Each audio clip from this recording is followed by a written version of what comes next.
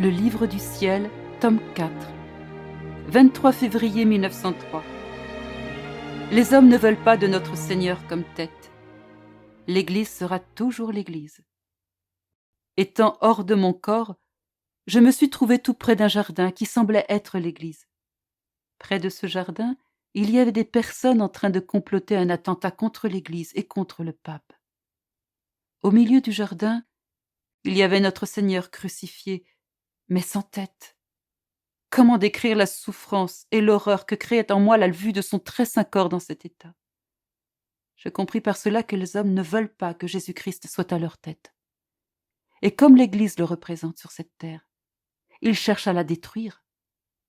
Ensuite, je me suis trouvé dans un autre lieu où d'autres personnes me demandèrent « Que dis-tu de l'Église ?»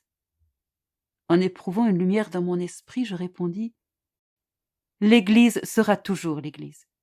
Au plus, elle pourra se laver dans son propre sang, mais ce bain la rendra plus belle et plus glorieuse. » En entendant mes paroles, ces gens dirent « C'est faux. Appelons notre Dieu et voyons ce qu'il en dit. » Alors, un homme dépassant tous les autres en hauteur s'approcha. Il avait une couronne sur la tête. Il dit « L'Église sera détruite.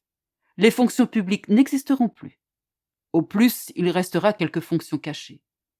Et la Madone ne sera plus reconnue. » En entendant cela, je dis « Qui es-tu pour oser dire cela?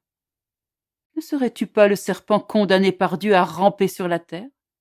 Et en voulant tromper les gens, tu oses maintenant leur faire croire que tu es roi? Je te commande de te faire reconnaître pour qui tu es. » À la suite de ces paroles, de grand qu'il était, il se fit très très petit et prit la forme d'un serpent. Ensuite, en émettant un éclair, il descendit dans l'abîme. Moi, je suis revenu en mon corps.